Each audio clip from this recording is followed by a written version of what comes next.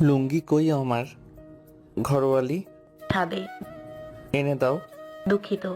জয় ঠোঁট উল্টে কাজ ঝাঁকালো। ওকে, তাইলে গামছাটা খুলে শুয়ে পড়তে হবে। ভেজা গামছা পরে তো আর শোয়া যায় না। জয় গামছার গিট্টুতে হাত রাখে, আর দেখলো না অন্তু। বিদ্যুতের গতিতে পেছন ফিরল, দু চোখ খিচে বন্ধ করে পড়ল। বেহায়া নির্লজ্জ বেটা ছেলে। আল্লাহ মুক্তি দিন। পেছন থেকে উচ্চস্বরে হো হো করে হাসির শব্দ শোনা গেল জয়ের। সেই হাসিতে ঘর বাজছে। জয় বলল, তাকাও তাকাও, পেছন ফিরে তাকাও ঘরওয়ালি, সিনারি দেখাই।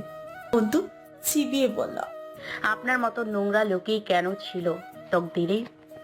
তোমাদের মতে যিনি তকদির লেখেন তাকে জিজ্ঞেস করা উচিত।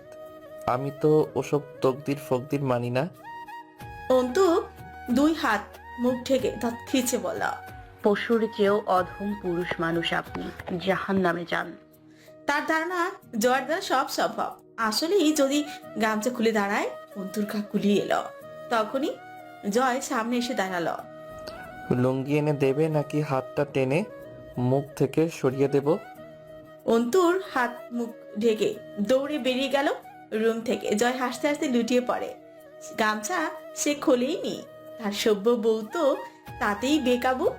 লুঙ্গি এনে দেখলো জয় আলমারি থেকে একটা নতুন লুঙ্গি পরে সিগারেট ধরিয়েছে। ক্ষুদ্র হাতে লুঙ্গিটা জয়ের সজোরে মুখের উপর ছুঁড়ে মারল অন্তু।